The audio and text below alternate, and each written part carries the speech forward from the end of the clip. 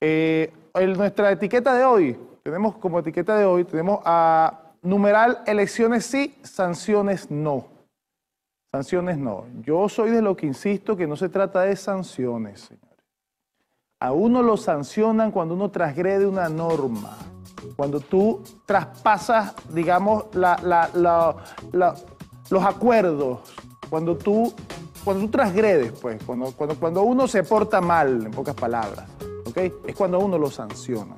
Pero si nosotros no nos hemos portado mal, no hemos transgredido ninguna ley, no hemos traspasado ningún acuerdo, no hemos agredido a nadie, ¿por qué nos están sancionando? Pues no son sanciones, son agresiones. A Venezuela, desde el punto de vista del derecho público internacional, lo que está haciendo Estados Unidos en contra de Venezuela son agresiones, no son sanciones, ¿ok? Porque esas medidas unilaterales que persiguen bloquear financieramente a Venezuela no son otra cosa, y repito, desde el punto de vista del derecho público internacional. Nosotros estamos con las sanciones como con el tema de las guarimbas, ¿vale? O sea, esas guarimbas no existen en ninguna otra parte del mundo. En el mundo lo que ocurría en Venezuela eran actos terroristas. Y valga esta acotación, quizás un poco larga que estoy haciendo, pero es que tenemos que jugar también, más que jugar, que deslastrarnos de ese juego semiótico que nos aplican con esas expresiones, ¿okay? Que al final terminamos nosotros cayendo en ese juego.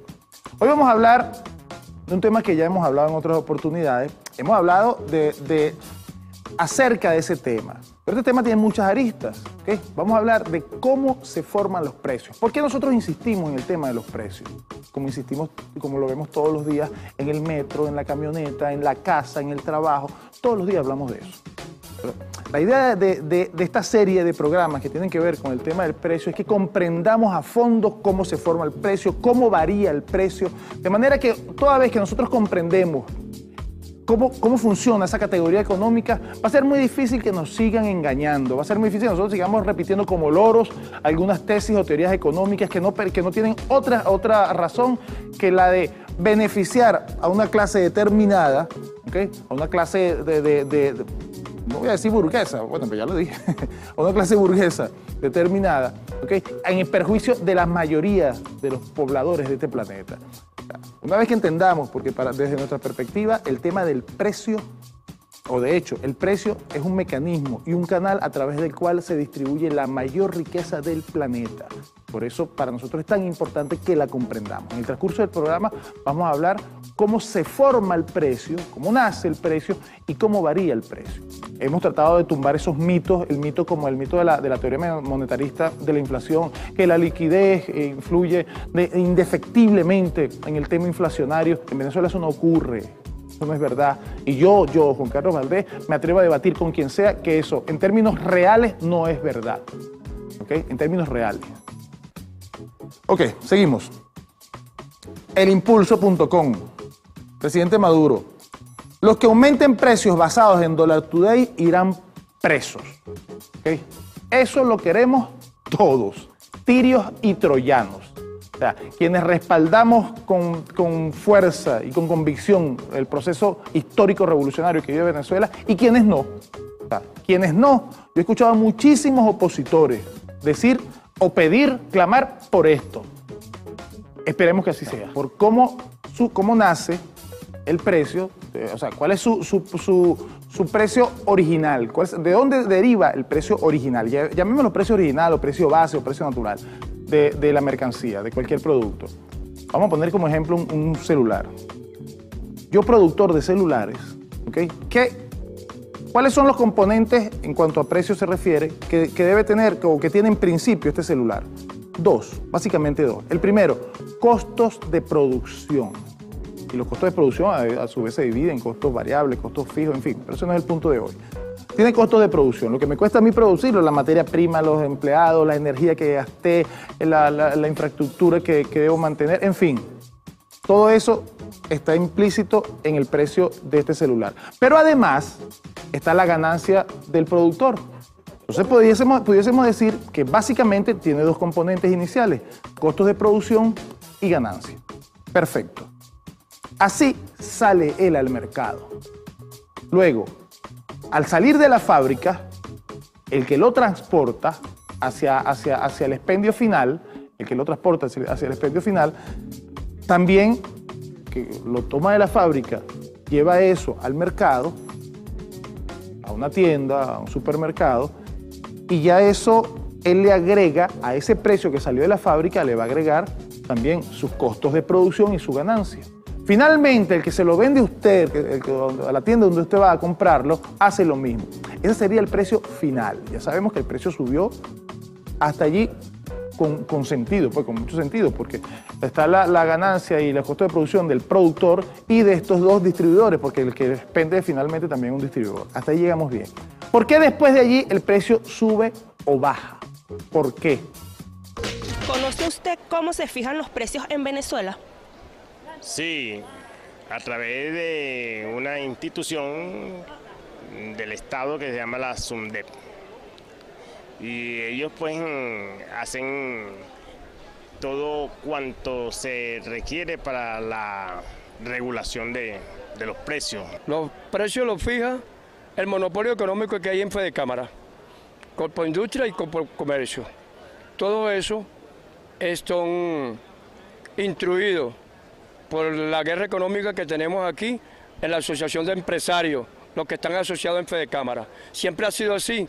Por medio del SUNDE y las mesas de alimentación que hay en cada uno de los consejos comunales. ¿Debe el Estado implementar mecanismos para el control de precios? Claro, mira, aquí se hizo una ley con la constituyente, pero no ordenándole, sino en concordancia con los grandes empresarios, y se hizo una ley de precios acordados. Sobre todo, congelar antes de aumentar. Una de las primeras acciones que yo he venido llamando la atención es que se exija el de que el vendedor tenga la factura de dónde compra y a quién le compra y al precio que compra, para que en ese sentido se pueda saber de dónde vienen esos precios exuberantes que le ponen a las cosas y saber quién es el que vende a esos precios. Y debe implementar, debe mandar más vigilancia a los mercados, porque no respetan, no quieren respetar las leyes que coordinan, entonces ellos quieren hacer lo que quieren y el gobierno fija otra cosa y ellos hacen otra cosa. La variación del precio luego de la última compra o de la última variación toda vez que sale de la fábrica. Recordemos, sale de la fábrica, el distribuidor también agrega a ese precio inicial de la fábrica, le agrega unos costos de producción y una ganancia, y así lo hace el que finalmente expende el bien, ¿okay? El minorista, el detallista. Luego, ¿por qué varía el precio después de eso?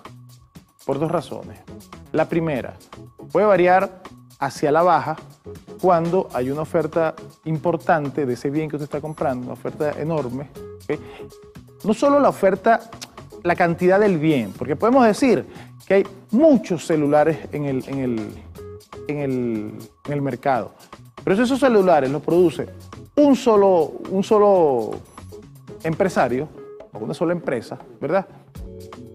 Mira, ahí él puede poner el precio que le dé la gana, para arriba, para abajo, para donde él quiera, y normalmente es hacia arriba.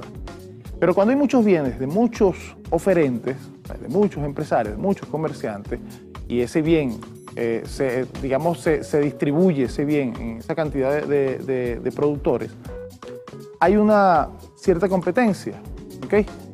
¿Cómo hago yo, si yo soy de los que produce los celulares también, para atraer demanda, para atraerlo a usted, para que me compre a mí? ¿Cuál es lo primero que se le ocurre al comerciante? Bueno, para no hacer gastos de publicidad, que son efectivos, ya está más ético en este caso, reduzco el precio, bajo el precio, ¿ok? Bajo el precio sin perder, reduzco mi margen de ganancia, pues. Mira, reduzco un poco mi margen de ganancia, ¿ok? Y así los atraigo a ustedes. ¿Por qué lo hago? Porque de otra manera pudiese yo quebrar, porque yo vivo de eso, yo vivo de vender el celular. Si no lo vendo, estoy frito. Entonces, bajo el precio para poder competir en el mercado. Hasta ahí estamos bien. O sea, yo me veo obligado a bajarlo. Que lo hago por buena gente, me veo obligado a bajar para no quebrar. Ahora, veamos por qué sube. Siempre va a subir por las mismas causas de fondo. ¿Cuál es la causa de fondo? Bueno, Se mantiene una oferta determinada. Pero resulta que la gente empieza a comprar, por la razón que sea, ya sea porque tiene más dinero, porque cambió su gusto, ¿ok? Y empiezan a comprar celulares como locos.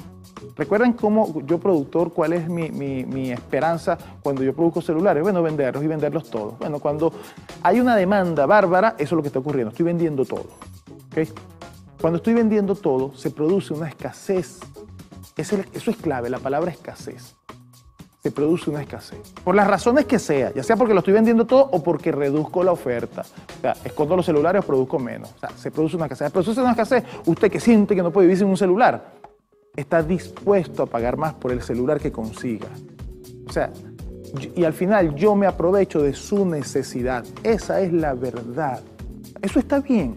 Yo he puesto un ejemplo, y voy a terminar rápido porque tenemos que ir al otro segmento. Yo he puesto un ejemplo que me parece muy similar a esto que ocurre cuando hay una escasez, ¿no? y suben los precios basados en la escasez. Cuando usted va a sacar una solvencia en una alcaldía y el funcionario, y usted está apurado porque va a vender el apartamento, que sea, el funcionario le dice a usted, bueno, eso dura 5 días, usted dice, no vale, pero necesito para mañana, no se puede habilitar, no, eso no se puede habilitar. Y usted sabe que el tema del café o del refresco, usted sabe siempre un refresco, un café, no, la cosa sale más rápido. Ok. ¿Qué está ocurriendo allí? Usted está en una posición de desventaja frente a ese funcionario, porque él tiene el bien que usted necesita y él es el que lo va a expedir. Entonces usted se ve presionado, ¿por qué? Porque necesita el bien, o sea, la necesidad lo obliga, pues. Y el tipo se aprovecha de eso. ¿Eso está bien que lo haga? No, ¿verdad? Y todos recriminamos eso, incluso él puede ir hasta sancionado penalmente por eso. Pero es exactamente lo mismo que pasa con el comerciante cuando se aprovecha de su necesidad sobre la base de la escasez y le aumenta el precio. Es igualito. Así es. El precio termina siendo, en la actualidad, y definitivamente consideramos que es así, termina siendo un arma, el arma con que te atracan, pues. ¿Okay? Y está ocurriendo ahorita lo vemos todo. O sea, nos están atracando con los precios. Fíjense esto, hermano.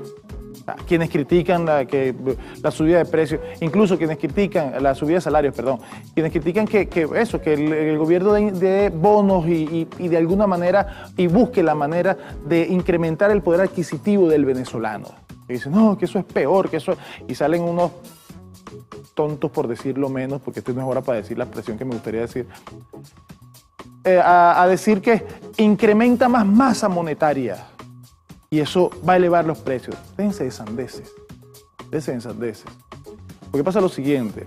Si el tema, la excusa que siempre se ha utilizado y que incluso hay teorías económicas que justifican esa excusa, lo de la escasez, lo que hablamos de la escasez, y basado en la escasez, subir los precios por la necesidad que tiene el pueblo.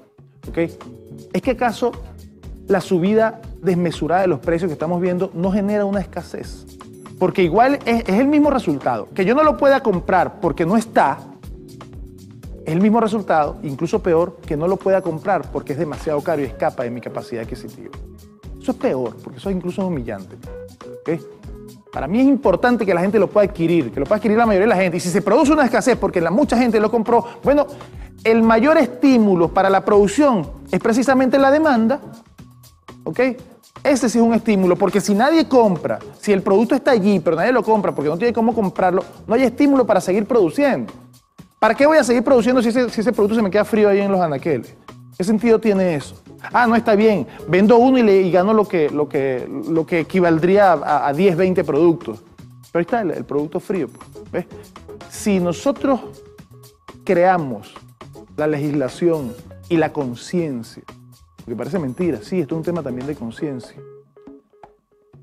suficiente para atacar este tema de la especulación, porque la inflación normalmente es especulativa. ¿Okay?